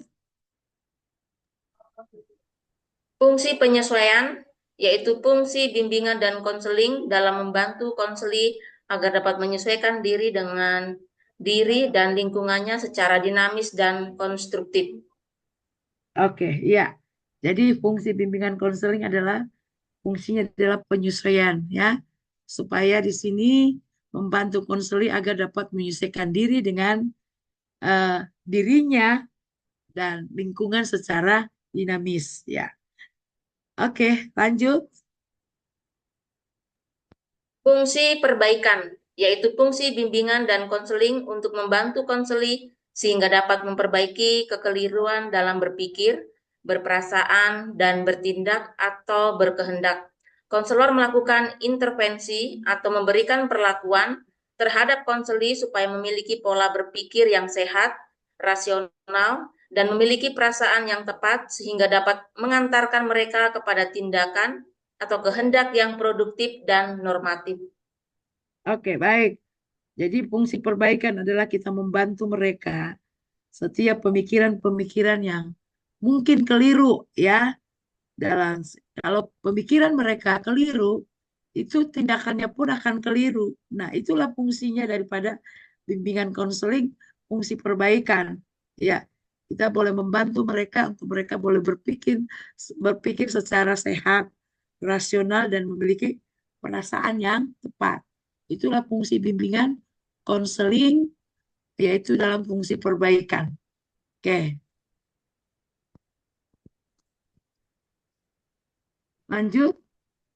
Fungsi fasilitasi, memberikan kemudahan kepada konseli dalam mencapai pertumbuhan dan perkembangan yang optimal, serasi, selaras, dan seimbang seluruh aspek dalam diri konseli. Oke, berikutnya adalah fungsi fasilitasi. Ya, kita memberikan kemudahan kepada konseli kita supaya mereka bisa mencapai pertumbuhan dan perkembangan secara optimal, ya, selaras dan seimbang seluruh aspek dalam diri mereka. Oke, lanjut. Fungsi pemeliharaan, yaitu fungsi bimbingan dan konseling untuk membantu konseli supaya dapat menjaga diri dan mempertahankan situasi kondusif yang telah tercipta dalam dirinya. Fungsi ini memfasilitasi konseli agar terhindar dari kondisi-kondisi yang akan menyebabkan penurunan produktivitas diri. Pelaksanaan fungsi ini diwujudkan melalui program-program yang menarik, rekreatif, dan fakultatif atau pilihan sesuai dengan minat konseli. Oke, baik. Fungsi pemeliharaan. Jadi kita tetap membimbing mereka, apa yang mereka sudah baik dalam diri mereka, kita bimbing mereka. Untuk sesuatu hal yang baik itu tetap mereka pertahankan. Ya, tetap mereka pertahankan sehingga tidak membuat produktivitas mereka belajar itu menurun, atau hal-hal yang baik yang sudah dia lakukan menurun atau bisa menjadi buruk. Itulah fungsi bimbingan konseling, yaitu fungsi pemeliharaan adalah memberikan bimbingan kepada anak-anak kita, pada jemaat kita, untuk dia tetap boleh tetap berada dalam kondisi yang keadaannya seperti yang baik-baik saja. Ini saya bukan berbicara tentang orang nggak punya masalah ya. Ya, orang tetap dia punya masalah, tetapi kita tetap membimbing mereka supaya mereka tetap ini adalah memelihara iman mereka ya, dalam fungsi bimbingan konseling itu. Jadi tetap membimbing mereka supaya mereka tetap mempertahankan sesuatu yang baik dalam diri mereka, supaya ini nggak berubah. Sesuatu yang baik nggak perlu berubah. Sekalipun kata kita bertumbuh, bertumbuh, tapi sesuatu yang baik itu ya tetap harus dipelihara, tetap harus dipertahankan. Oke, jadi itulah fungsi bimbingan konseling, untuk mengajar mereka, untuk kita membimbing mereka untuk tetap boleh mempertahankan hal-hal yang baik, jangan sampai berubah. Oke. Lanjut. Nah, sudah ya Bapak Ibu, fungsi daripada bimbingan konseling. Mungkin ada yang memberikan tanggapan, sanggahan. Dipersilakan sebelum kita masuk pada manfaat bimbingan konseling. Oke, boleh Bu Ada ya, mau sharing dikit ya. Dengan siapa? Dengan Trisman Siagian Bu dari Batam Bu. Silakan Bapak. Iya, jadi thank you Bu Ada sudah memfasilitasi kita juga ya, bisa menjelaskan beberapa bagian. Thank you juga buat teman-teman tadi waktu berdiskusi juga banyak perspektif ya yang membantu kita juga sebagai konselor. Boleh punya banyak insight ya. Tapi saya juga lihat Bro ada yang menarik Bu ya tadi tentang fungsinya. Pertama fungsi perbaikan. Nah kadang-kadang kan sebagai konselor ini kan yang kita sering dengar kan problem pasti kan. Ya tapi saya dulu punya pengalaman. Jadi fokusnya itu jadi kayak problem fokus ya. Ya, jadi dengerin problem aja. Nah, sadar atau tidak kan lama-lama kalau sehari aja dengerin 8 problem orang kan kita sendiri jadi problem ya Bu ya. Kita pun jadi bermasalah gitu. Jadi nggak sehat juga. Jadi yang saya lihat tadi salah satu fungsinya adalah kan sebenarnya memperbaiki, membuat konseli mengerti. Jadi yang saya juga belajar hari ini bagaimana membantu orang untuk bisa tahu bagaimana mereka bisa lebih baik kan begitu ya. Jadi sebenarnya kan fokus kepada solution fokus ya, bukan problem fokus ya. Jadi kita membantu orang untuk bisa, karena saya lihat sebenarnya kayak kita konseling suami istri, sebenarnya suami tahu apa yang dia harus lakukan supaya istrinya bisa lebih baik. Cuma kadang-kadang kan keegoisan ya, keras kepala, itu yang buat sulit gitu ya. Jadi gimana membawa orang-orang ini untuk bisa ngerti apa yang mereka harus lakukan, itu yang mungkin jadi tantangan buat kita sebagai konselor. Yang saya juga hadapi ya. Karena Amsal 18 sendiri bilang kan banyak orang itu suka membeberkan isi hati. Tapi kadang-kadang dikasih pengertian susah. Nah ini yang kita hadapi ya. Orang suka curhat, tapi waktu dikasih tahu hal yang mungkin bagus buat mereka, mereka kadang-kadang nggak mau dengar. Jadi benar banget tadi yang Ibu juga sampaikan bahwa perlu fokus kepada fungsi perbaikan supaya orang yang dikonseling jadi mengerti juga. Baru satu lagi tadi adalah fungsi pemahaman. Ya, jadi saya sih pribadi kalau lihat sepanjang melayani, sebenarnya banyak orang tuh paham gimana caranya berubah. Cuma kadang-kadang mereka nggak tahu cara nyampeinnya. Mungkin lagi ruwet pikirannya, mungkin lagi banyak beban. Jadi kadang-kadang yang saya temukan waktu kita ngobrol, ini kan bedanya Bu ya. Kalau konseling profesional kan orangnya datang. Ya, Kalau kita kan kadang-kadang kita yang datang gitu kan. iya. Nah jadi kadang-kadang jawabannya cuma ya gitulah, nggak tahu, ya mau gimana lagi. Jadi kadang-kadang itu jadi tantangan juga buat kita sebagai konselor untuk bisa menggali sebenarnya. Jadi kadang-kadang saya suka kasih pilihan. Ya, jadi apa sih perasaan kamu, marah kah, kesal kah, atau benci? Jadi itu yang mungkin bisa membantu kita juga konselor untuk bisa bantu mereka memahami sebenarnya apa sih yang ada di pikirannya mereka. Jadi thank you Bu tadi kasih lihat beberapa fungsi jadi lebih tahu detailnya. Tapi yang tadi saya mau highlight tentang fungsi perbaikan dan pemahaman. Itu aja sih Bu ada. Thank you Bu. Oke, makasih Pak Krisman. Iya, fungsi pemahaman ya kadang-kadang eh, mereka datang ke kita Pak Krisman, mereka udah punya pemahaman sendiri. Nah, itulah tujuannya daripada perbaikan.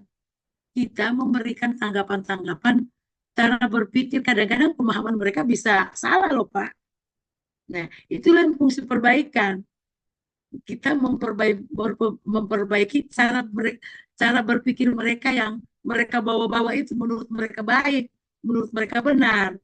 Jadi kita memberikan perbaikan, pokoknya kita memberikan saran, tanggapan-tanggapan terhadap pemikiran yang sesuai dengan firman Tuhan. Itu perbaikan, Pak. Karena dia udah bawa pemahaman kepada kita. Makanya kalau dikasih tahu ngeyel. Karena dia udah punya pemahaman sendiri. Nah, itulah ada yang datang kepada kita, itu fungsi perbaikan. Kita ya memberikan arahan-arahan, namanya juga bimbingan-bimbingan sesuai, apalagi kita pendeta, sesuai dengan firman Tuhan. Jadi pemahaman mereka yang tadinya kurang tepat, saya salah juga karena menurut dia benar, tapi sebenarnya menurut firman Tuhan nggak benar. Jadi ya itulah fungsi perbaikan. Jadi kalau fungsi perbaikan itu kan tadi kita memperbaiki setiap cara berpikir mereka yang kurang tepat. Cara berpikir mereka kurang tepat, ya kita berusaha mengarahkan mereka. Cara berpikir itu kurang tepat. Jangan bilang salah juga, Pak. Nanti kita bisa dimarahin sama dia. Enak aja Bapak bilang saya salah. Gitu kan. Tapi kita mengarahkan mereka. Itu namanya perbaikan. Sehingga tadinya mereka punya pemahaman yang kurang tepat. Dengan adanya masukan-masukan yang kita berikan. Oh begitu ya. Tapi sambil berdoa juga Pak. Biarkan kuasa Roh Kudus yang akan bekerja. Mengubah cara pandang dia yang dia bawa itu kurang tepat. Ya. Makanya ketika kita mendengar mereka, Bapak Ibu, kalau jadi konselor Kristen, konselor, sambil kita jadi pendengar, sambil berdoa di dalam hati. Ya, saya nggak ngajarin Bapak Ibu sih, cuma ngasih usul. Karena setiap kali saya melakukan konseling, jadi setiap kali orang bercerita dengan saya sambil memahami dia, apa sebenarnya yang menjadi problemnya dia. Saya sambil berdoa mohon hikmat, sambil berdoa juga ketika saya memberikan pendapat saya, pandangan saya, biarkan kuasa Roh Kudus bekerja. Sebab yang mampu mengubah cara pandang dia salah, cara pandang dia bukan salah, cara pandang dia yang kurang tepat itu hanya Tuhan. Selalu harus seperti itu kita. Jadi jangan kita berharap orang itu berubah oleh karena kita udah keren memberikan konseling kita. Kita adalah pakar konselor yang hebat. Tapi ingat bahwa segala sesuatu kita tetap mengandalkan kuasa Roh Kudus yang mampu mengubah cara pandang dia kurang tepat. Hanya Roh Kudus kan dan hanya Tuhan. Mau canggih-canggih teori kita, mau canggih-canggih metode kita, tetap kita harus tetap sambil berdoa biarkan kuasa Roh Kudus juga bekerja pada saat kita sedang memberikan arahan, memberikan pandangan-pandangan kita. Dari saya Pak Krisman seperti itu, terima kasih. Thank you Bu Ada. Jadi setuju sih Bu. Tadi kadang-kadang kita kan benar yang Ibu bilang, jangan lupa tentang doa ya. Jadi kadang-kadang waktu kita ngobrol sama orang, kita kayak hilang insight gitu ya. Tapi waktu doa itu Ada Kayaknya hikmat. dikasih Tuhan Ya, hikmat ya. Jadi memang itu yang saya pribadi nggak boleh lupa juga waktu konseling. Dan satu lagi memang tadi Ibu juga mention tentang perlu punya pengendalian diri sebagai konseling. iya, Ya, sebagai konselor maksud saya, karena iya, kadang-kadang kita tergoda untuk kasih jawaban cepat. iya. Iya, padahal sebenarnya tadi Ibu bilang justru kita menuntun mereka untuk bisa ya mana nih jawaban yang sesuai dengan firman Tuhannya. Thank you Iya. Ibu Ada ya buat Oke, tambahannya baik. tadi. Ada lagi yang memberikan sharingnya, Eh, tanggapannya? izin, Ibu ada Oh iya, izin. silakan Pak Chan. Pak Panca dari Jogja. Apa kabar Jogja? Ini Jogja Puji tinggal di Tuhan. Jogja atau namanya Iya, Jogja? Di tinggal di Jogja. Jogja, Ibu. Mari Tinggal di Pak, Jogja, Ibu. silakan Bapak. Ya, izin ya Pak Cecep. Nanti mungkin setelah saya. Em, Begini Ibu, mungkin saya mau bertanya dari fungsi-fungsi yang tadi sudah dijelaskan. Uh-uh.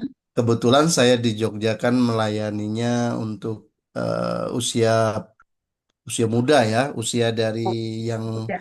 SMA, kemudian kuliah, lalu yang bekerja tetapi belum menikah begitu Ibu. Dan memang tidak bisa dipungkiri ya, anak-anak zaman sekarang juga semakin cerdas begitu, semakin kritis, Iya, semakin betul. cerdas. Nah, jadi mungkin pertanyaan saya seperti ini. Saya menghadapi satu situasi, duduk dengan satu orang, lalu teman saya ini em, melihat saya sebagai sosok seorang pendeta begitu ya Ibu ya.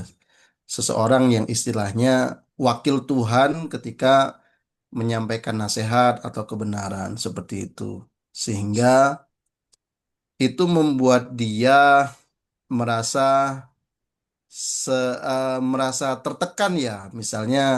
Misalnya saya menyampaikan satu nasihat ataupun tantangan begitu, dia merasa seolah-olah tantangan ini apakah untuk saya menjadi lebih baik atau justru membuat saya mundur dari situasi yang dihadapinya. Dan ketika saya tahu itu, saya mengklarifikasi bahwa em, saya pikir untuk membuat suasana lebih lebih enjoy, saya bilang sama dia bahwa dalam posisi kita duduk ngobrol berdua, saya sebenarnya menempatkan diri itu sebagai teman, sebagai sahabat yang mau mengasihi kamu dan istilahnya tidak, saya merasa tidak mau diri saya itu dilihat seperti wakil Tuhan yang kata-kata saya itu kamu harus tunduk, kamu harus patuh, kamu harus tertekan dan sebagainya. Jadi saya sampaikan begitu ke dia. Nah, pertanyaan saya, Ibu, eh, memang sih dari pertemuan itu puji Tuhannya dia dia bisa jadi lebih positif ya. Dia jadi bisa lebih melihat bahwa oh, saya dipanggilnya Abang. Oh, Abang ini ternyata menempatkan diri sebagai teman. Jadi obrolan kita bisa cair, dia bisa melihat lebih lebih baik lagi. Maksud saya, eh, apakah cara yang saya lakukan sudah benar dan misalnya ditarik dari fungsi-fungsi konseling tadi, saya agak bingung Ibu, nariknya ke fungsi yang mana ya?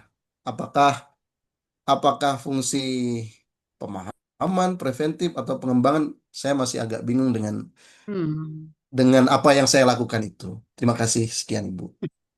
Oke, baik Pak. Nah, kalau dia belum datang kepada Bapak, belum punya masalah itu preventif. Hanya dia pingin ngobrol aja sama Bapak kan? Nah, kalau dia sudah punya masalah, berarti itu adalah fungsi perbaikan, Pak. Kalau dia sudah Hmm. punya A. Tapi kalau dia belum punya masalah, cuman ingin ngobrol-ngobrol sama Bapak, minta pendapat, pandangan, itu namanya Bapak memberikan kepada dia tentang preventif, supaya tidak akan terjadi lagi masalah-masalah yang lebih sulit lagi yang dihadapi. Tapi kalau dia sudah punya masalah, berarti Bapak masuk ke dalam fungsi perbaikan. Oke, Hmm. nah, perbaikan kalau dia udah punya masalah. Tapi kalau seandainya dia itu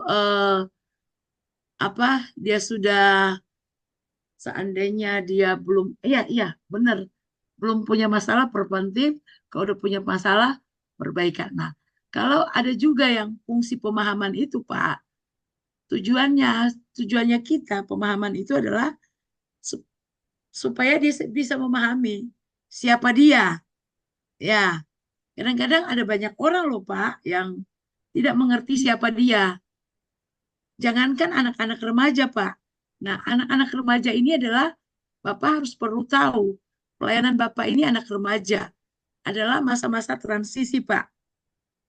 Anak remaja itu masa transisi dari masa anak-anak kepada masa dewasa. Terus mereka juga nggak tahu dia mau gabung sama anak-anak, dia udah besar. Dia mau gabung sama orang tua, dia masih muda. Itulah masa transisi daripada masa remaja ini. Nah, jadi kalau sama anak muda, cara yang Bapak lakukan sebagai seorang sahabat udah tepat, Pak. Karena anak itu dia tidak mau menjadi sama orang tua pun, orang tua harus memperlakukan dia sebagai sahabat. Jadi Bapak memperlakukan dia sebagai seorang sahabat udah tepat. Sebab kalau dia menganggap Bapak seorang pendeta, seorang yang suci lah di gereja, kalau di gereja Katolik kan gitu, seorang yang suci, seorang yang ini, dia tidak akan bisa mengutarakan hal-hal yang buruk ya, karena dia pikir, waduh, nanti kalau saya bilang begini-begini nih Pak Pendeta ini langsung khotbahin saya. Tapi kalau iya, karena itu kecenderungan pendeta ketika ada anak yang bermasalah, nggak mau dengar, langsung mau khotbah aja, langsung mau khotbah berikan firman Tuhan. Kamu sih begini-begini, kamu begini-begini. Dia bilang begini, aduh, aku tambah bete deh. Aku ini kan datang kepada kakak ini, kepada abang ini kan aku lagi bete. Belum apa-apa udah dikokbain, udah diapain gitu ya. Nah, jadi metode yang Bapak lakukan pada saat ini jadi seorang pendekatan Bapak sudah dilakukan yaitu dengan seorang sahabat, menurut saya tepat, sudah tepat, Pak. Sebab itu kalau kita sama anak muda itu kita harus lebih menjadi seorang sahabat daripada Bapak menjadi seorang pendeta. Gitu ya Pak. Jadi kalau dia belum bermasalah, preventif ya Pak. Kalau kita ngobrol-ngobrol sama mereka, preventif supaya dia tidak menghadapi masalah-masalah atau kendala-kendala. Nah, tapi kalau dia udah punya masalah, berarti kita masuk kepada fungsi perbaikan. Oke, ya Bapak. Baik, Gimana, terima Pak? kasih Ibu Ada. Ya, sangat menjawab. Oke. Lanjut. Ya, Bu. Iya, silakan Bu Hotna. Ya, kita melihat begitu banyaknya fungsi konseling ini ya, Bu. Dan saya kira sangat terkesan dengan fungsi pengembangan tadi. Bahwa seorang konselor itu tidak bekerja sendiri. Ya, artinya untuk memaksimalkan konseli, untuk mengembangkan seorang konseli, dia tidak bisa bekerja sendiri karena dia tidak maha tahu segala. Jadi dalam fungsi pengembangan ini, konselor itu harus dengan rela, dengan rendah hati, mengizinkan pihak lain untuk bekerja sama dan berkolaborasi. Demi, kadang-kadang kan kita ada egonya juga ya Bu, saya aja gitu kan, saya saja yang mengerjakannya. Tapi kalau kita mau melihat tujuan memaksimalkan konseli ini, seorang konselor juga harus dengan rendah hati, dengan rela hati, mau berbagi dengan pihak-pihak lain, berkolaborasi dengan pihak-pihak lain.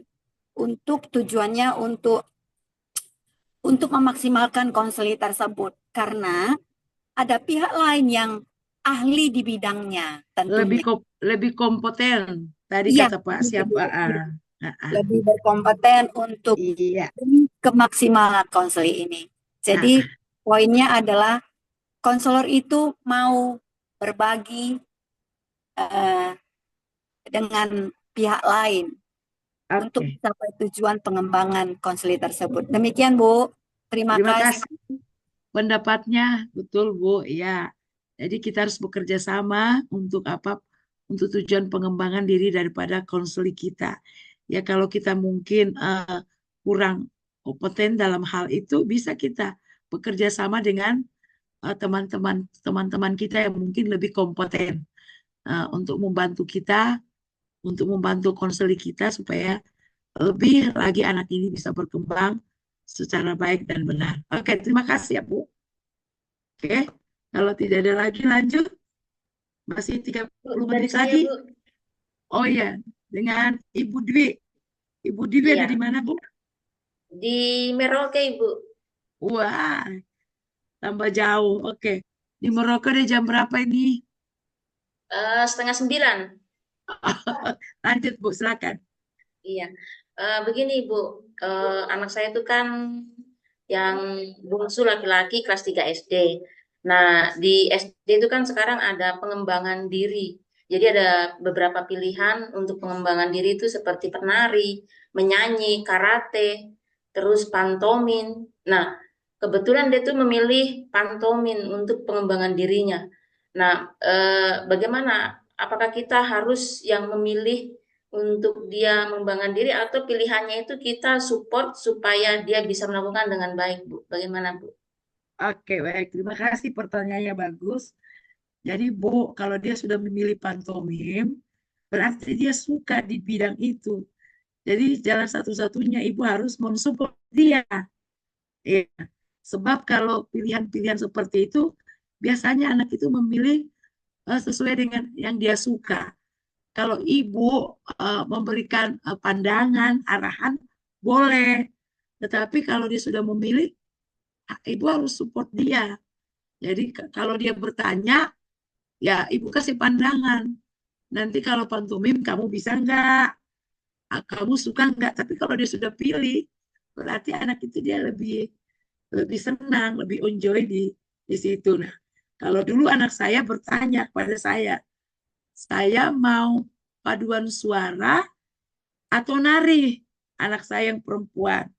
Jadi saya berikan saran kepada dia. Tapi saya nggak bilang juga pilihan saya. Saran mama sih ambil nari aja. Kalau paduan suara nyanyi, mama bisa ajarin. Ternyata dia milih, dan karena dia suka nari juga. Ternyata dia milih nari dan memang jadi tariannya dia. Ya cuman ya di gereja tarian ini jarang dipakai. Yang sering dipakai nyanyi. Tapi nggak apa-apa. Yang penting dia bisa WL, yang penting dia bisa singa. Jadi Ibu kalau anaknya sudah pilih, support dia Bu ya. Iya, Supaya iya, Ibu. support dia. Nanti dia Soalnya ini apa kakaknya tuh, ih kenapa kok pilih pantomin? Apa tuh? Bisu-bisu baru gerak-gerak. Sedangkan padahal saya itu support, ih bagus. itu kan bercerita lewat gerak, adik. Kalau kamu bisa melakukan, wah kamu luar biasa itu karena nggak semua orang bisa. Saya Iya, bilang begitu. itu jarang-jarang orang bisa melakukan itu. Itu Pak, kalau di gereja pemain malah bermain drama melalui gerak dan tubuh ini, nah itu bagus banget. Soalnya dulu waktu di STTI kan aku reguler, nggak ada mata kuliah pantomim. Jadi ketika Natal, kami main pantomim di depan, bermain peran Maria, bermain peran apa melalui pantomim. Dan itu menyenangkan daripada drama-drama biasa. Udah biasa itu. Tetapi pantomim itu adalah sesuatu hal yang baru dan itu jarang. Jadi support aja Bu ya. Iya Nanti Bu, dia terima akan kasih. berkembang. Oke. Iya. Oke, teman-teman, kalau tidak ada lagi, lanjut kepada materi kita. Pak Saya Kelvin boleh, dari mana? Bu? Oh, Ibu Jen. Iya, Selamat silakan. malam. Iya, Ibu ada di mana? Dari Maluku Utara juga, Bu. Oh, oke deh. Maluku Utara di Tobelo atau di mana? Iya, Tobelo. Oke, lanjut Bu. Ibu, tentang apa ya, konselor, saya melihat mungkin di pengalaman hidup yang saya lihat sehari-hari. Sebenarnya untuk jadi konselor itu tidak mudah dan tidak semua orang bisa. Karena Iya. ada juga beberapa teman kalau mendengarkan curhatan orang itu mereka bilang, aduh urusan kamu aja lah. Lebih baik saya kalau mendoakan cuma mendoakan saja sudah. Jadi tapi untuk kayak mendengar, kasih masukan itu memang tidak semua orang bisa. Apalagi mendengar dengan berjam-jam ya. Jadi itu semacam mungkin bagi saya itu karunia mungkin sebagai konseling ya, konselor. Jadi tidak semua orang bisa karena ada orang-orang tertentu yang memang tidak bisa sama sekali seperti yang saya bilang tadi ketika mau konseling orang ada beberapa teman yang angkat tangan lah menyerah. Dan yang saya lihat di sini konselor itu ada yang baik, ada yang tidak. Maksudnya ketika mereka mengkonseling orang, ada juga yang mulut bocor istilahnya, Bu, seperti itu. Yang tadi sudah kita pelajari bersama, mereka harus jaga etika, kerahasiaan ya, rahasia iman lah. Tapi ada orang-orang tertentu yang jadi konselor, tapi setelah itu apa yang diceritakan oleh klien ya, istilahnya klien tersebut diceritakan ke orang lain. Nah, saya melihat di sini ternyata konselor itu harus memiliki pribadi yang empatik ya, maksudnya punya ya empati ke orang, dia punya hati yang benar-benar tulus kalau mau jadi konselor ya. Lalu orangnya harus sabar seperti mendengar, walaupun mungkin dia sudah dengar menjengkelkan, tapi harus sabar menunggu dia mengeluarkan isi hatinya. Kemudian harus jujur, memperkatakan firman, mungkin seperti itu. Lalu menjaga ya, itu saya bilang menjaga kerahasiaan. Juga menguasai teori yang sementara dibicarakan. Nanti takutnya yang klien bicara apa dia nggak nyambung. Jadi memang konselor ini memang berperan penting dalam membantu teman atau siapapun yang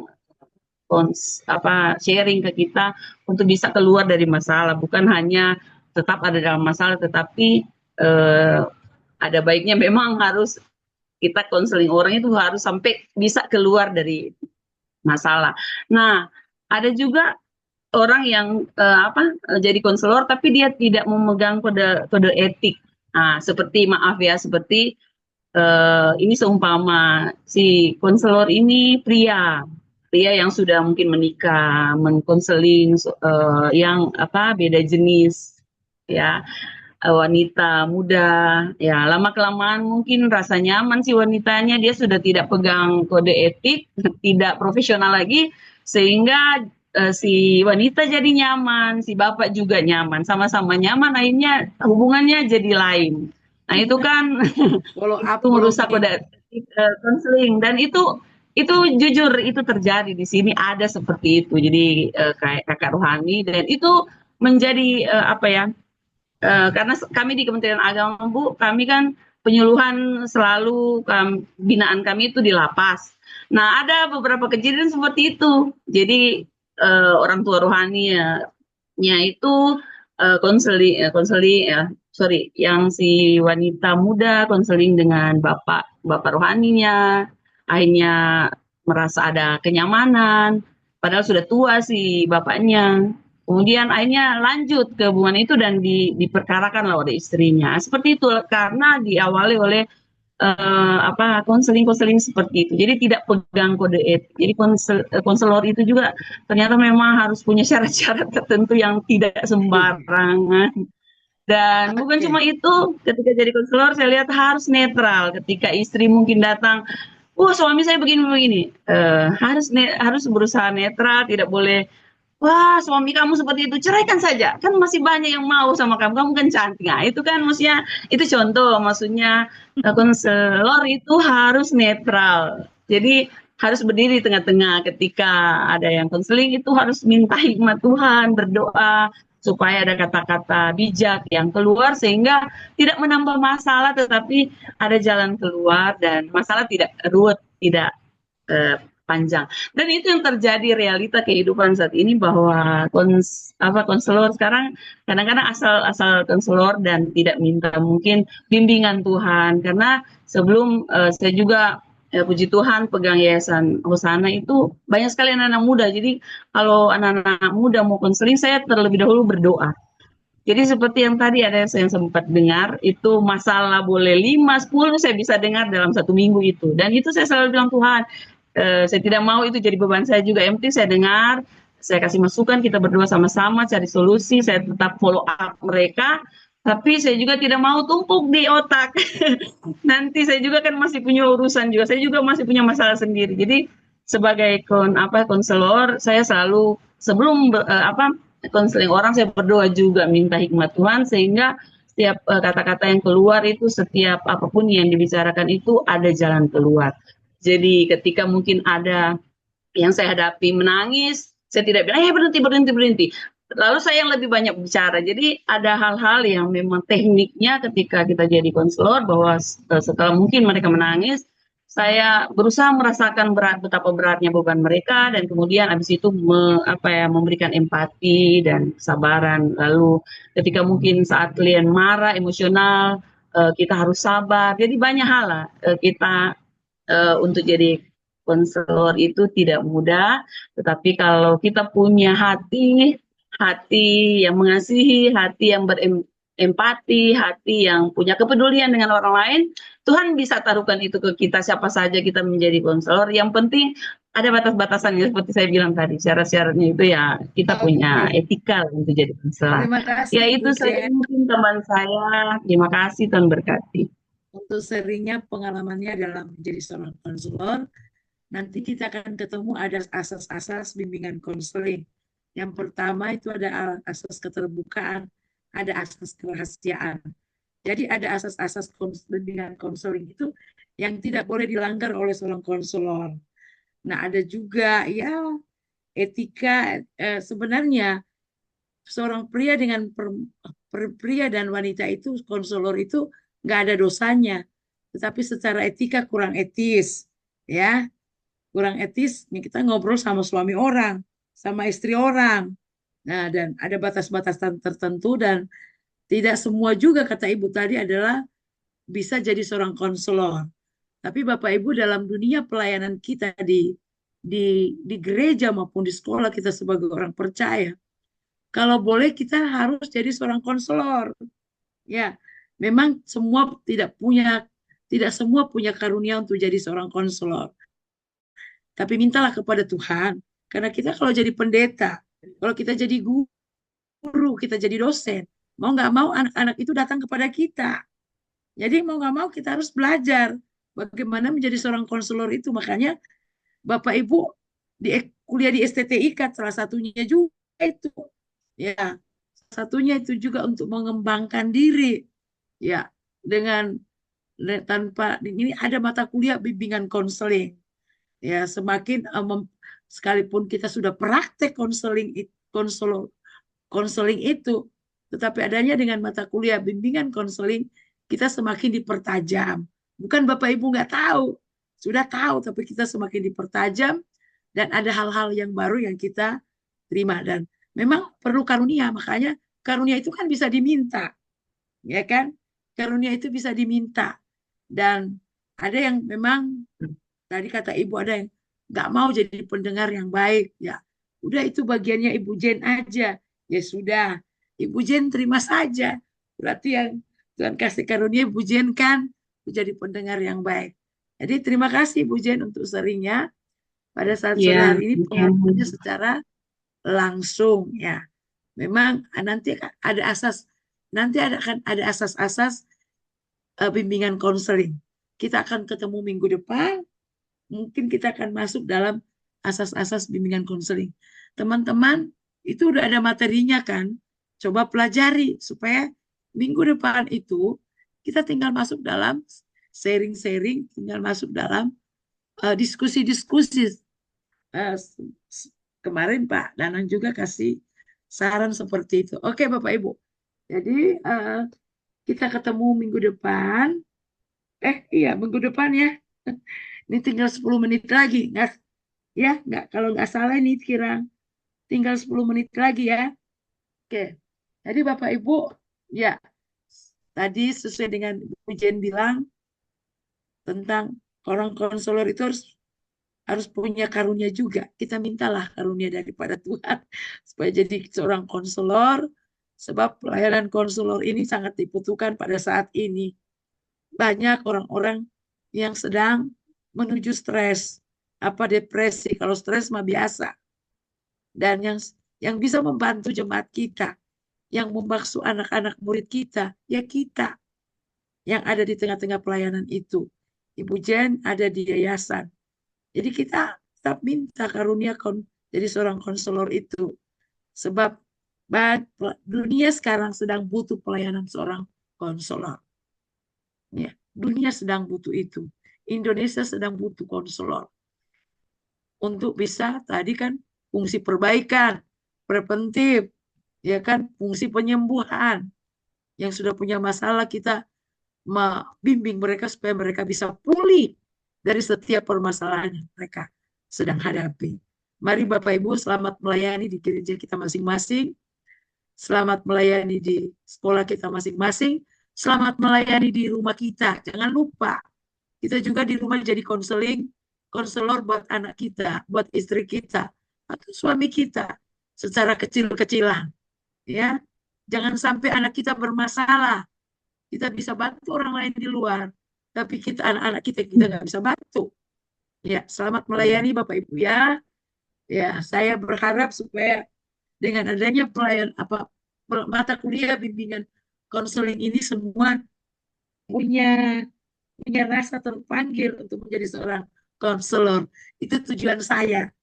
Supaya setiap orang yang saya berikan mata kuliah ini ada keterpanggilan untuk menjadi seorang konselor. Oke, baik. Terima kasih Bapak Ibu.